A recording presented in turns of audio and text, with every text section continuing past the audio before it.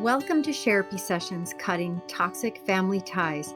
My name is Dr. Sherry Campbell, and I'm your host. I am a leading expert in the niche of toxic family abuse, and although my show cannot substitute for therapy, it is a survivor-based show. In me, you're not only going to get an expert, but you're also going to get a survivor, as I have also survived toxic family abuse.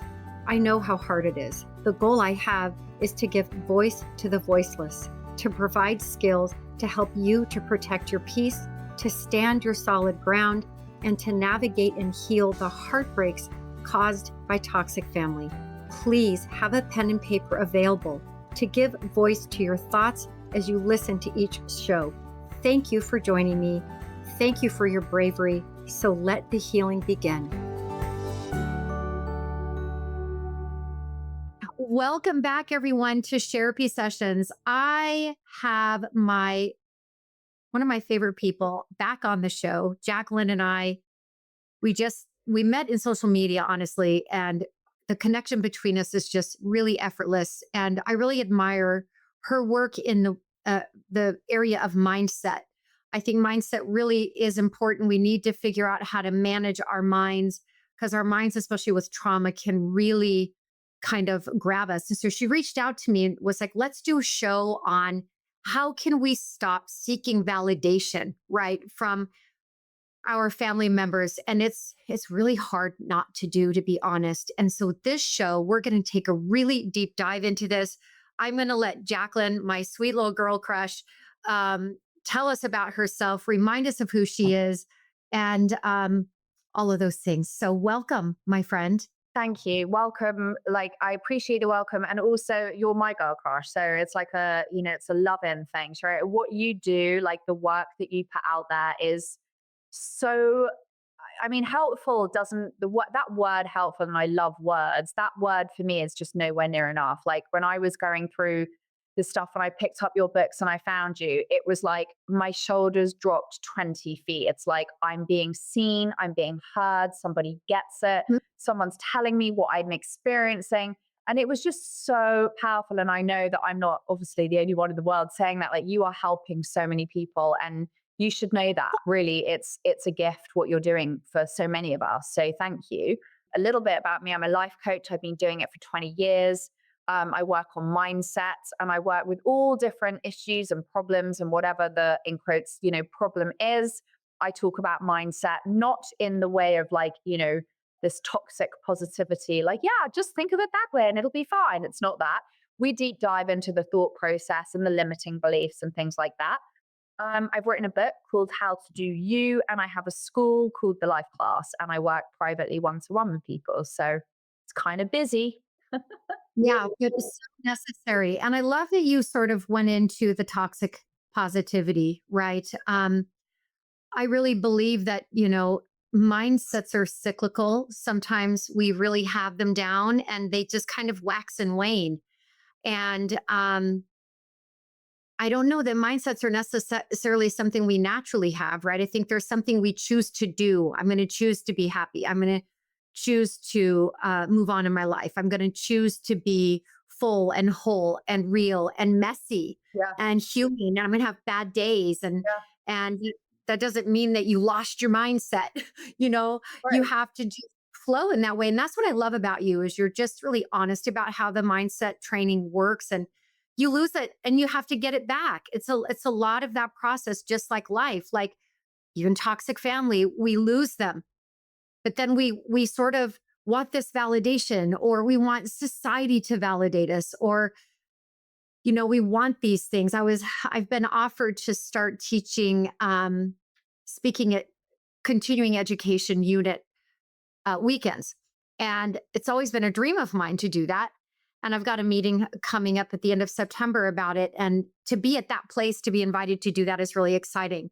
And they want me to talk about estrangement. And I immediately pictured certain people in the crowd coming at me, about this. And how would I handle that? What would I say? And there's that part of us that knows that there's going to be so many people that won't validate us. Society as a whole won't validate us. And so we're going to take a really deep dive into that. So when my glasses go on, that's because I'm going to be asking Jacqueline a I can't wait question. for that. Yeah, I can't wait for that particular question too. Yeah. So why do you think that so many of us go back to our toxic family members, even when we know we've had so much experience? So, like, even when we know it's going to hurt, why do we do this? I think it's such a great question. So, first of all, it's primal. And I think that we work from a sort of we consciously know, but we don't really consciously know. And we're working from the inner child, I believe, inside of ourselves, hoping that it's going to be different next time. And your story, my story is like, it gets to a point where we have to wake up and, you know that it's just not going to change. And so I think that we go through that process of constantly trying to get that validation and constantly wanting to be loved, because Sherry, who doesn't want to be loved? We all want to be loved, right? And we all hope that our mother will love us, our sister will love us, our brother will love us, our father will, and we just keep trying. We're also conditioned to do that.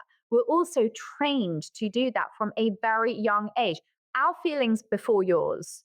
And so it's learning how to unravel that and change that process within ourselves. And that takes time. I know I had many times when I should have walked away, many, um, because I was constantly trying. Please love me. I'll work harder. I'll do more. I'll give more. I'll be more. I'll do more. Right. But I was never enough, ever. So at one point, you say, you know what? I'm sick of being the villain in these people's stories all the time. I'm sick of constantly fighting a battle. I will never ever win. If I make the phone call, they ignore the phone call. If I don't make the phone call, I'm an absolute bitch. I mean, it's like when you get to the point of like really realizing it, it's like that's when you'll stop. Hmm. My therapist once said to me, if you're damned if you do and you're damned if you don't, you're going to be treated the exact same way, then you may as well do what's best for you.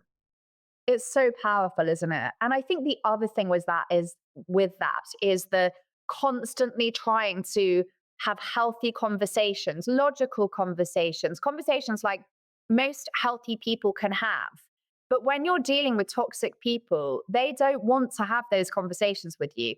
They are going to make you wrong. They are going to be the victim, and they can't have that conversation. So they use lots of tactics to do that.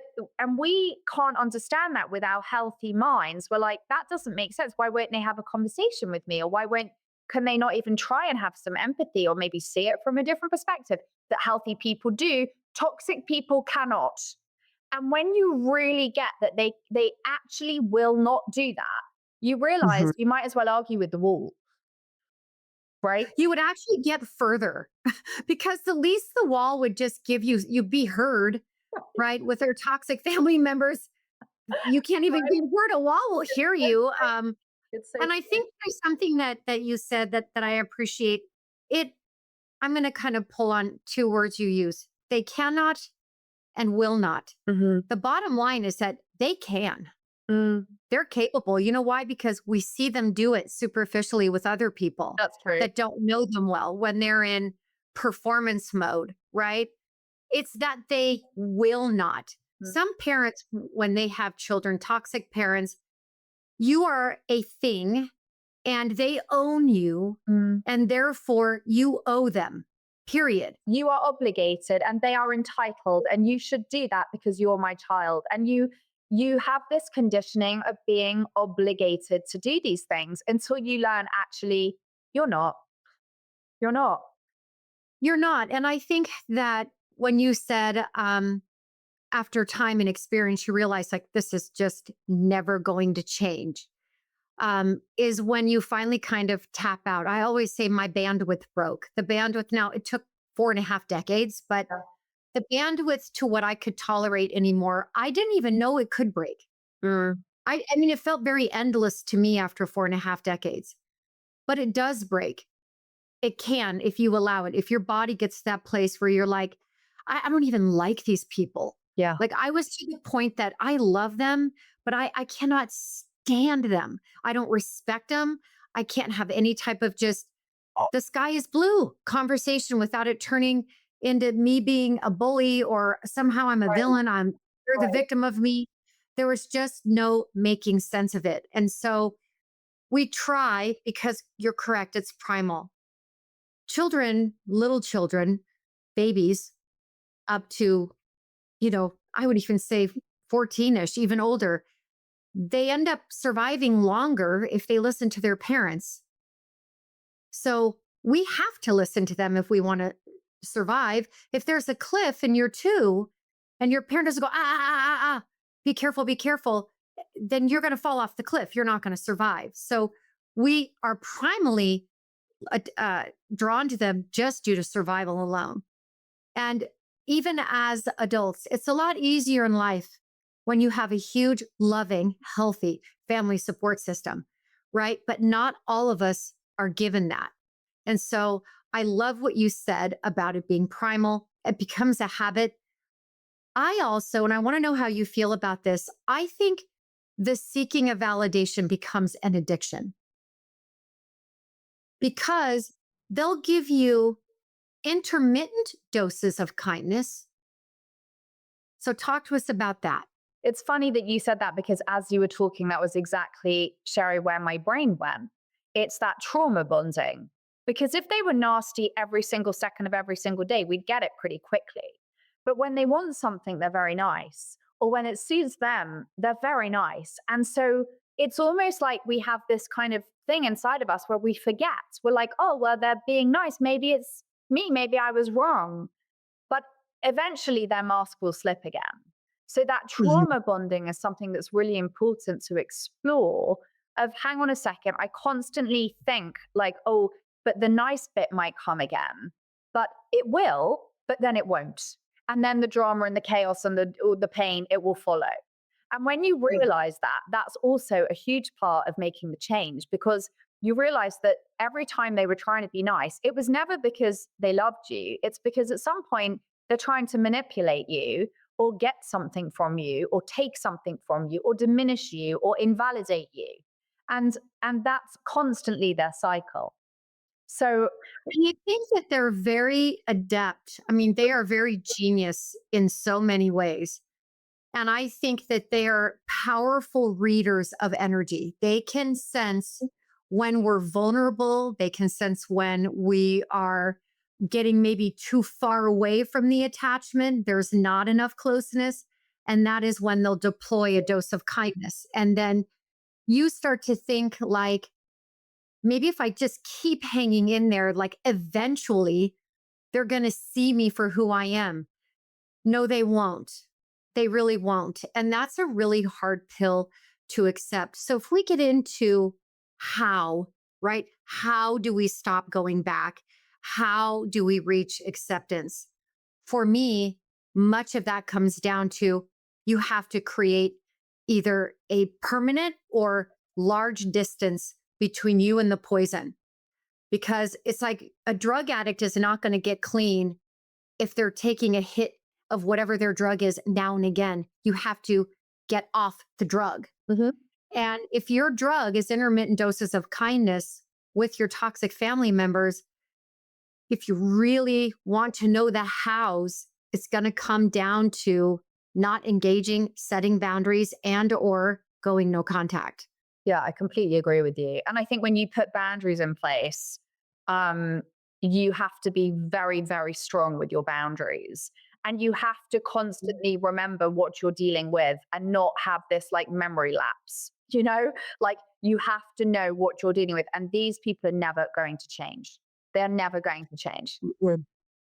They're never going to change. And the memory lapse is so, so critical because it is like when we get that dose of kindness, it's almost like it deletes a whole history of bad. Because I think we get so much bad that when we get a dose of good, it feels better than it really is. It feels bigger than it really is because you've been starving for it, that it feels more. It feels like it's so much bigger than it really is, when really what they're probably doing is very basic Mm-hmm. right? So then we get into So good. the guilt and pressures to go back, right?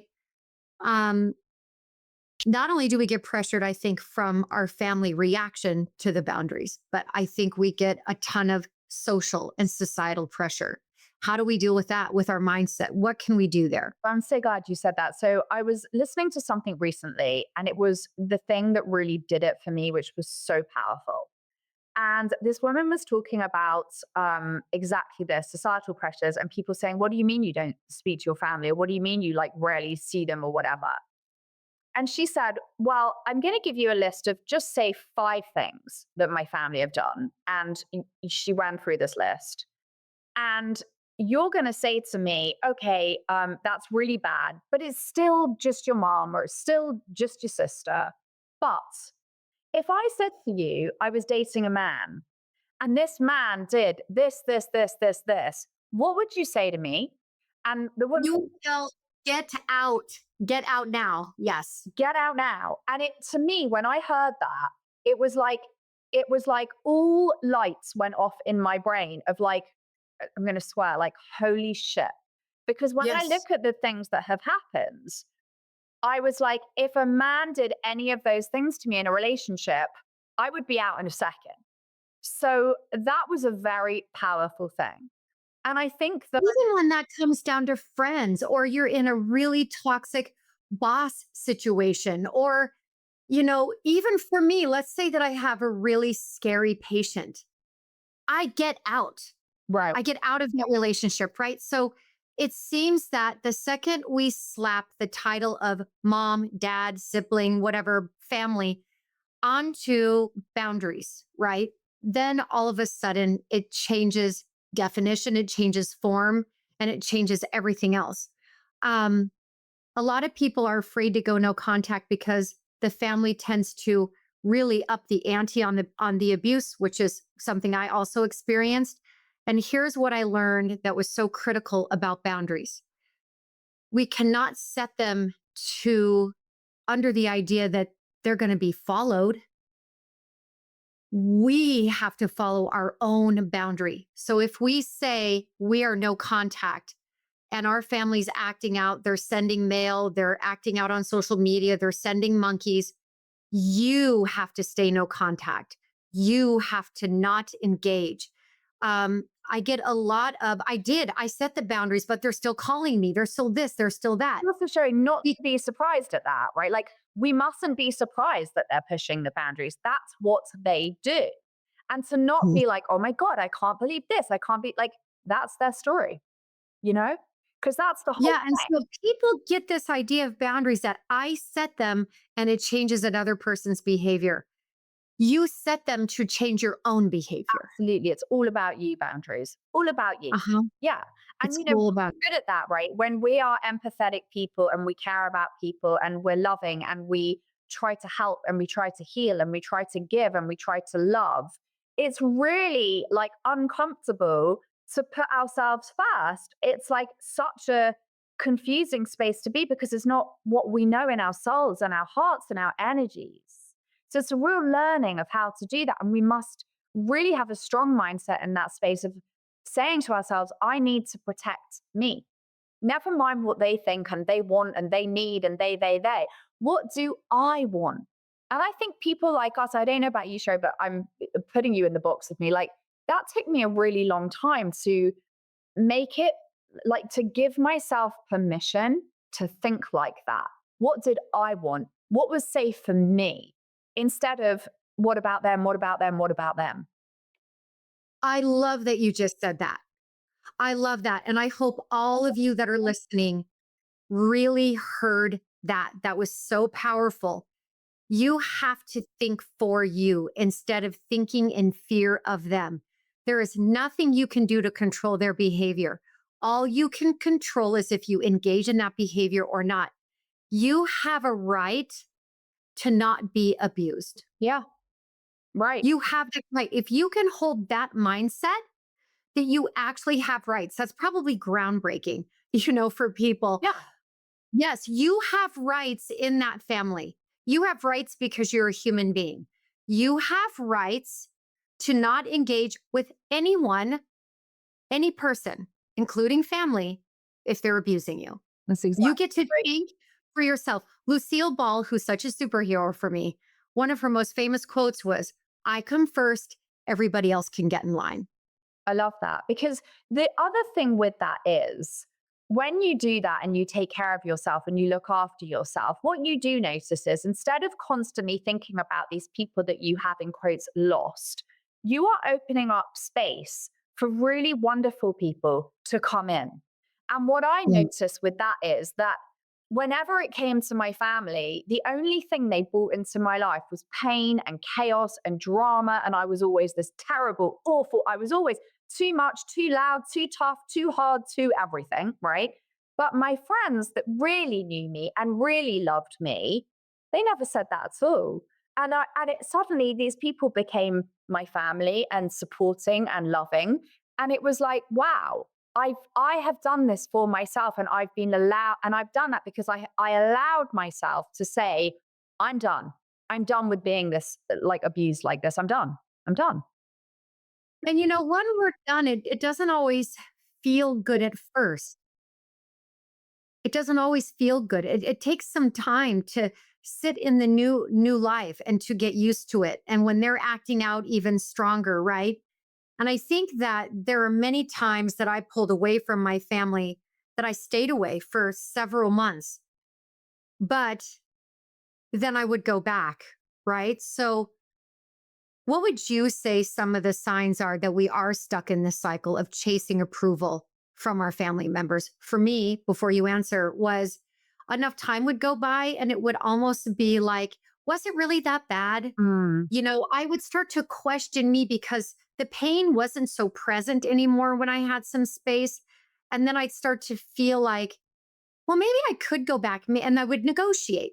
Those were some of my signs. Like enough time would pass and I wouldn't be in all that pain. I'd get away from it a little and I'd be like, maybe it really wasn't. Maybe if I just engage in this way or that way, then I can keep this piece, but still have them. And that's why I did high contact, low contact, cordial contact. I tried it all. yeah. But some of those signs for me was the contagion wasn't right there anymore or as intense or as loud. And so I'd be like, well, maybe it isn't that bad. That was my big sign. So what would you say some signs are?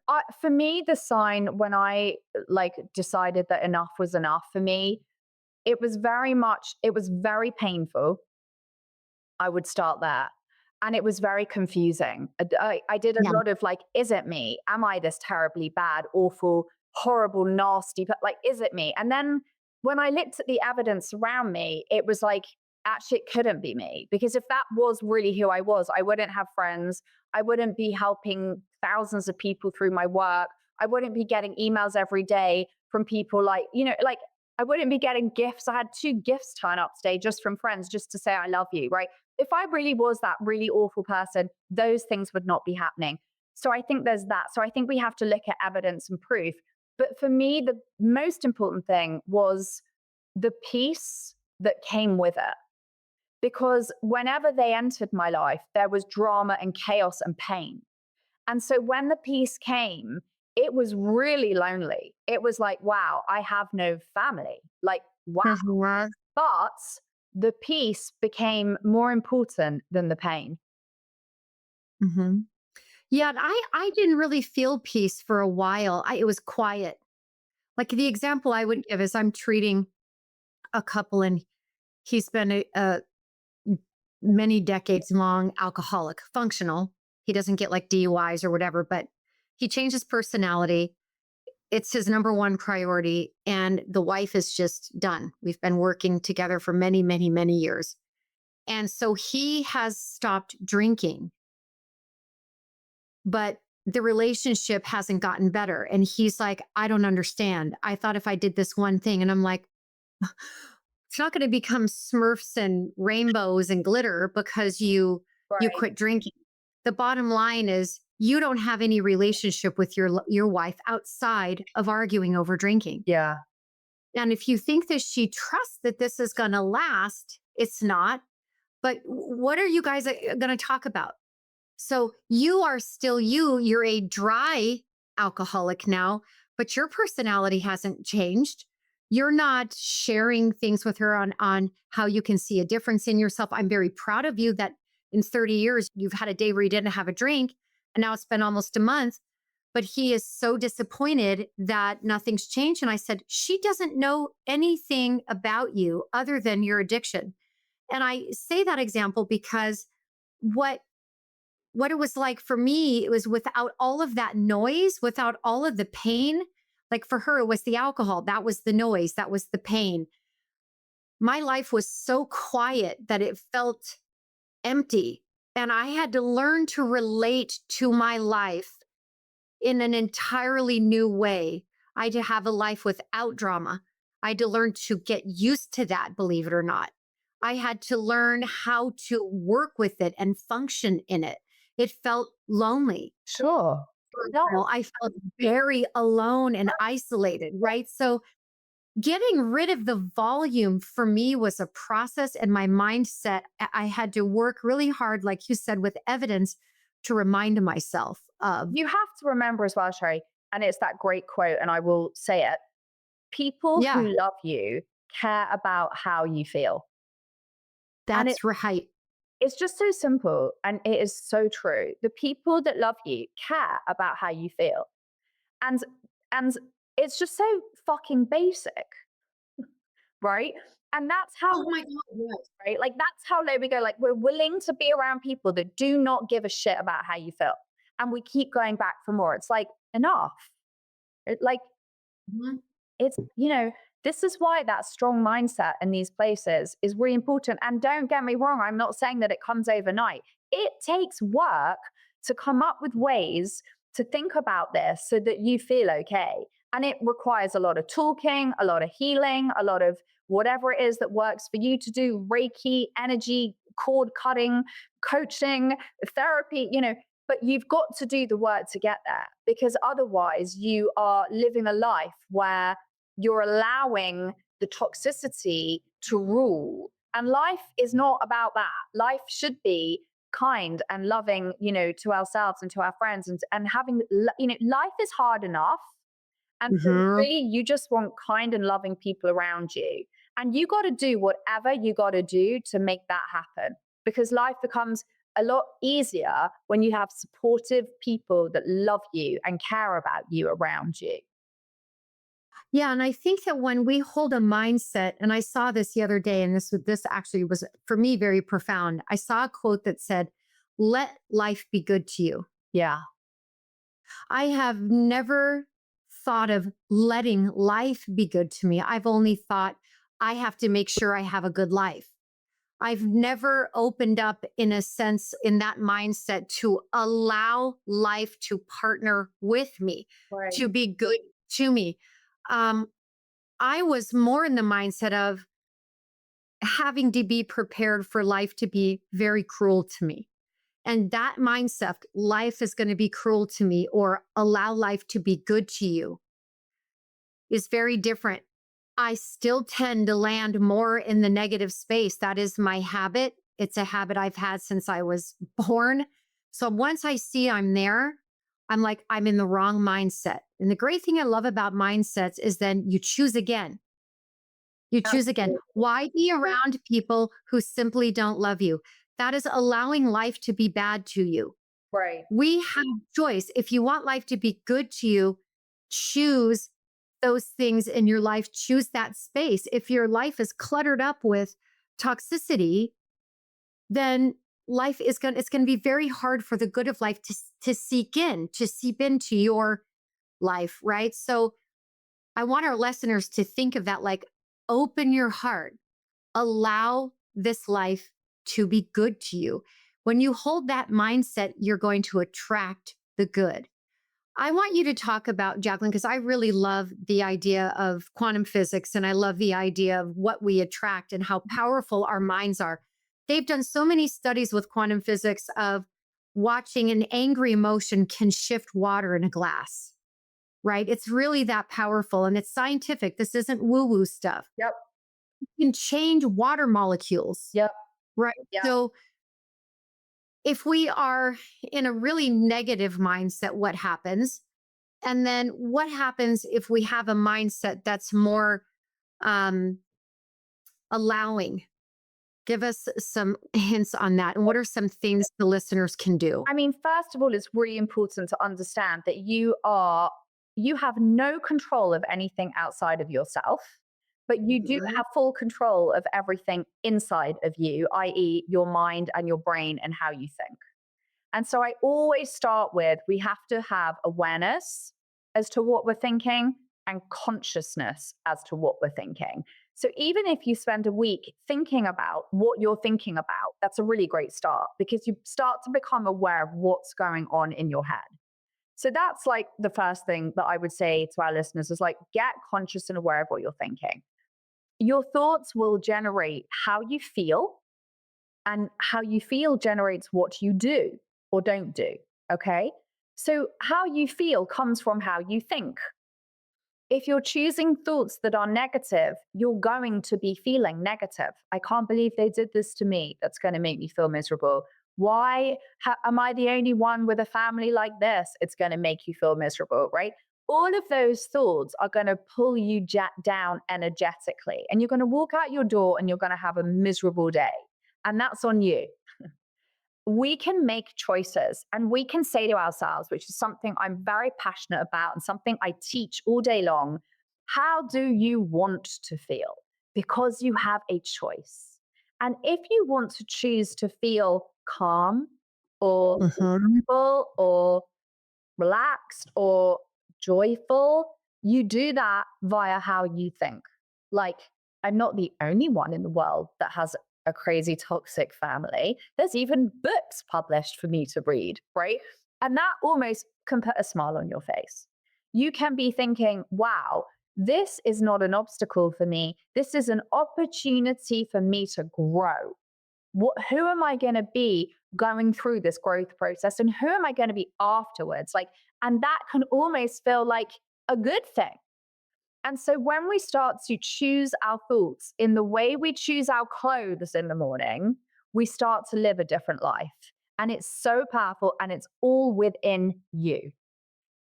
I have an app and it's called Think Up. And in this app, you can record affirmations, which I consider mindsets.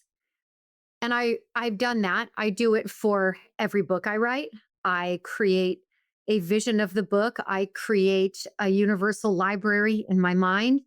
I for example, I was sharing with Jackie before the call, there are certain aspects of publishing that get really tricky and I'm sort of creatively and I'm sort of in one of those spaces right now. And so I recorded a little 3-minute visualization that I see what I'm wanting being protected. I'm seeing it coming together in the ways that I want. I'm happy for it to be collaborative here, but it has to be in alignment with the content of the new book dropping in April. So, um, if I don't do stuff like that, I will spiral. And I record it because I woke up spiraling this morning.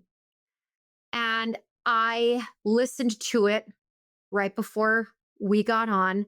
Um, I think getting out the negative in your speak, when you're talking, like I shared 2 examples with Jackie of what I was going through, it just sort of helped me to dump it out of my body. And then to be reminded here in this show that I have an impact, that these are, we forget when you're raised in a family where you're just a piece of shit and you're annoying and you're in the way and you're an inconvenience, activating yourself in these big market deals can be, I do it, but I don't always have the feeling inside that I would like. I tend to gain it after. But these things that I record and I listen to, and they're very visual, I know that that's going somewhere in a quantum physics type of way from my mindset. I am sowing what I need and want to happen. Every time I do this, I get a miracle. So I feel like there's hard evidence Yeah. that if you train your mind, and the app is great. I don't use it every day, but if I'm having a hard day, I have like tons of different things. I have affirmations for business. I have affirmations for just having a good day. I have affirmations for being a therapist. I have affirmations for being an author, a podcaster. And if I'm spiraling in any of those areas, a lover, a partner, a mom, right? I have affirmations for everything. And I hear it says the affirmation and then I repeat it in my own voice. And I think it's very powerful to talk to yourself in your own voice for mindset training. And What do writing, you and I love what you said there, and I love that you found a way that works for you, and I love that you're so real and honest about it. So I think all of that is really beautiful, and writing for me is something that is really powerful. And if I'm stuck on something, I will write things down. I will look at my thoughts. I will see how I can reframe them in a way that I believe to be true. I will talk to my friends. I will talk to my coach. Like, I think that writing, especially for me, writing is such a powerful tool because, like you say, you get it out.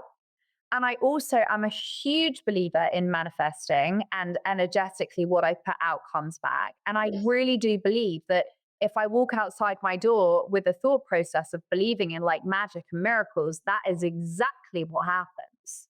It's funny because I was thinking yesterday, I've got loads of things I'm getting into. I'm in London in August. I'm never normally here, but I wanted to just ground for the month. Mhm, I've got mhm. some really great things. I've got books I want to read. I'm doing this diamond art, which I love. It's very therapeutic. And I've got like adult coloring stuff, like all this stuff. And in the evenings, I put on some great music and I sit on my table and I do my art and I'm really peaceful. And yesterday I was thinking, I really need to get something to put all of this in. So I have something in a really beautiful like box. I must do that tomorrow. And today I get this beautiful gift from Fortnum and Mason from a friend of mine to say thank you for some charity stuff I did for her, which was a pleasure. And in this, it was like a box. And when I took all the gifts out the box, this box fitted every single piece of the art and the books.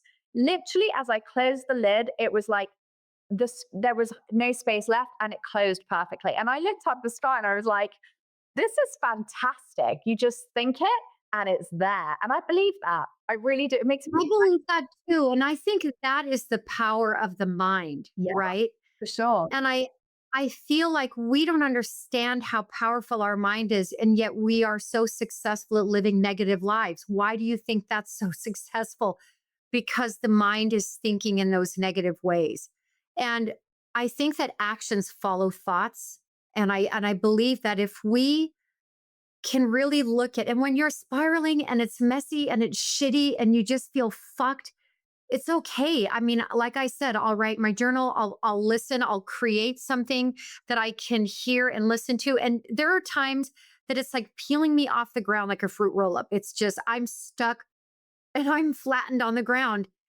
And I don't mind healing being messy, and I don't mind having those days and the doubts, because when you're in your lows, you really get clear on what you need to fight for, what's really important to you. If you feel that you're about to lose something, as such you're going to lose yourself, you have to listen to your body in those moments, right? Completely agree with Um, you on that, Sharon. I think that, I think we must not, and especially as, therapists and coaches and things, it's okay to have those moments in our life because we are growing into something. It's the caterpillar to the butterfly. Whenever I'm in a funk, I'm like, there is something happening here. And that's good for us, right? So yes. when you're saying that you're spiraling and things like that, it's like, it's a beautiful thing, Sherry, because every time you Yeah. spiraled, especially for you, Sherry, every time you spiraled and you've gone through stuff, you have gone to the next space, to the next space, to the next space, and you've created a book that has healed so many people thanks to those spiralings, right? So, Mm. I'm so glad you said that. That's like 100% true. There are so many, not that you want to like dive in there on purpose, because pain has to be genuine. sure. And I do think that in many ways, I'm the closest to myself when I'm in really deep pain because I don't have any other choice. And learning to be my own Nanny McPhee through those down times, or my Mrs. Doubtfire Yeah. or Mary Poppins, whatever it is. There are so many creative things that you can pull on, right? But your mind is under your control if you want it to be. Yeah. If you feel like you're spiraling, you're having a messy day, take some action, writing, creating a visualization. I do mine on voice memos in case you're wondering where I do those. I've got the Think Up app. Jackie, what kind of strategies or tricks, or what do you have that you would leave the listener with before we shut down today? I would just say the first thing to know is that there's nothing going wrong, right? Like you're in a process that is going to be, and you might not feel it in the moment. I know I never do. But when you come out the other side, and you will, right? Trust me, you will, you would have learned something really important for your soul. And so that's growth. Growth is messy, it's uncomfortable, it's ugly crying, it's all those things, right? And it's all part of the process for us to become more whole. So embrace that space, get support. I'm a real believer of having support in those times. Yeah. And also, Yeah. writing is very important, and checking your thinking. Those are the things I would say. I love it. Yeah, I just want to end on what you just said as like the line of ending this. Nothing's going wrong. nothing. It's all working. Nothing's going wrong. Yeah, It's all going to work out in the end. I always believe that we should have certainty beyond logic. yeah. Love it. And that is our therapy session for the day. Jackie, thank you so much for coming on. I love you so much. I love you. This is going to help so many people. And we're so lucky to know you and have you here in our Bravehearted community. So, everyone, until next week, be well and take care of you. Well, Bravehearts, that concludes our amazing therapy session for the day. Please sign up on my email list at drsherrycampbell.com so that you can be in touch with me and see what's going on in terms of what I'm offering soon, what books are coming out, etc. Talk to you in a couple of weeks.